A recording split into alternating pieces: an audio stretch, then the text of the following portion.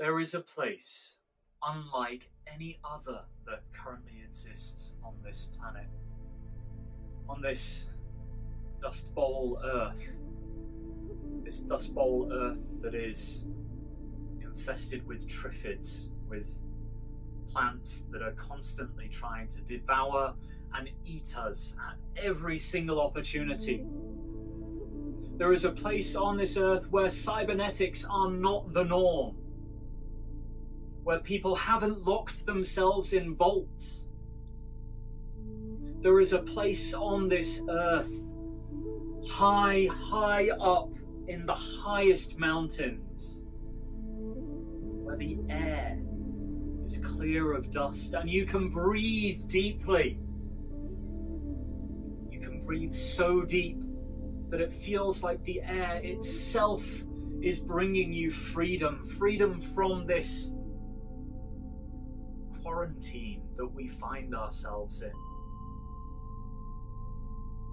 This story comes from a place called Nepal, that in the long, long ago, in the before time, was even more special than it is today, if that is possible. In this place called Nepal, there is a family. They live in a normal Nepalese settlement. Small houses, squat and low down, built from stone hewn from the mountains themselves, dragged up trackways by yaks and stooped old men carrying timbers on their backs, 3 times the size of themselves. This family lives far, far off in a valley up in the Himalayan mountain range itself. Not far from a place that at the time was called Nawache, which means dark forest. Oh, Nawache is not just a dark forest. It's also a bazaar, a place where people go to trade goods and services, where you can buy all the best things to eat and all the trinkets and toys that you could possibly want. Or the young girl, she loved going to Nawache. Nawache Bazaar was her favoritist place in the whole world. But when winter came, it was hard to get to Nawache. Their little hut was far, far off. It was many, many hours' walk on the best of days. And the mountains are certainly steep and the tracks are certainly rough. One winter, things were getting very hard indeed, as things tend to do in winter. The nasturtiums that make up the larger part of the salads that they eat in Nepal, the nasturtiums and the cabbages, the big cucumbers and the pulses that they make soups from, they had run very, very low indeed. Oh, usually in these circumstances, the family would go off to Nawache, they would go to the bazaar, and they would buy all kinds of delicious things, and they would make the hours and hours and hours long trek back to their house. And they would prepare those things for storage, and they would eke them out through the days and sometimes the months. But not on this occasion. On this occasion, the snows came over, and the family grew hungrier and hungrier as the winds howled. Now, as is commonplace in Nepal, this family sat down and they told stories that the young girl had never before heard. Stories of the Yeti. The Yeti is the reason that they don't go to the lower slopes, where crops still grew, because the snow had not yet hit.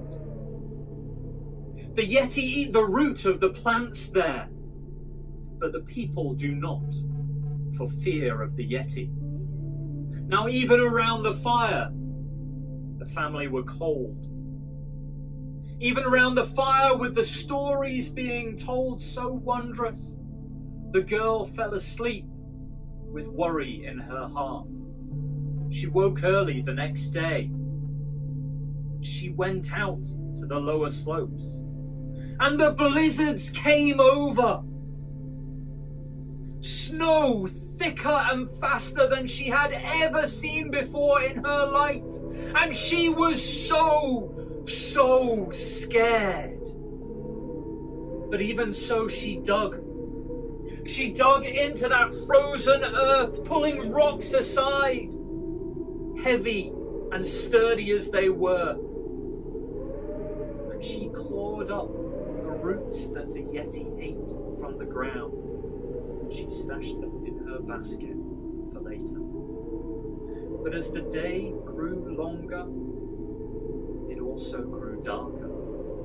Clouds rolled up through the valley. With them, they brought lightning, and they brought thunder, and they brought the densest of snowstorms, denser even than anyone in the whole of Nepal had seen before.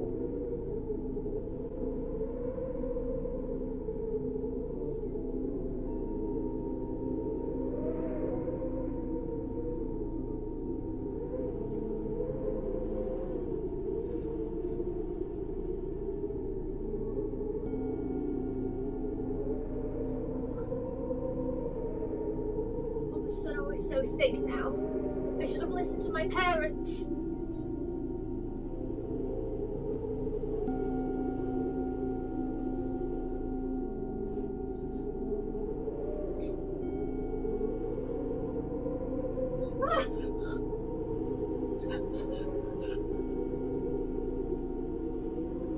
Are you? No, you can't be. Are you a Yeti? Oh, I'm sorry. Please don't hurt me. I know I shouldn't have come out in this thick snow. My dad told me stories about you, how you eat the roots on the lower slopes, and I thought, we have nothing else to eat, I should go and see if I can find any, but oh, I'm so sorry. I didn't mean to take your roots from you. Oh, and the snow's so thick now, I'm never going to find my way home. And it's so cold, it's so cold. Oh, I don't know what I'm going to do. I'm never going to find my way home.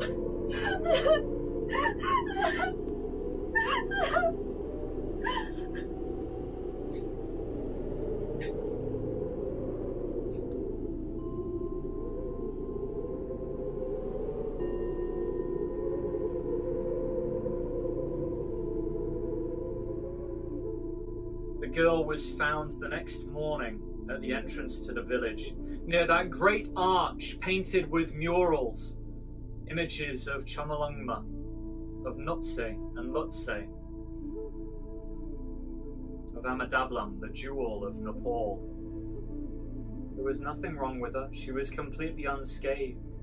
She had a hazy memory of what had happened in the snowstorm, but she couldn't remember how she'd made it back. What she did remember was warmth, of hearing a language that was familiar, but that she also could not translate to save her life. But it was there in her mind, a memory of safety, of comfort. The snowstorm had come over, had swept the entire valley. Her parents had been worried for her life. They gathered her up immediately and they wept over her. And then they saw her basket. And in her basket, they saw the roots from the lower slopes, and they knew it had been the Yeti that had delivered her safely home.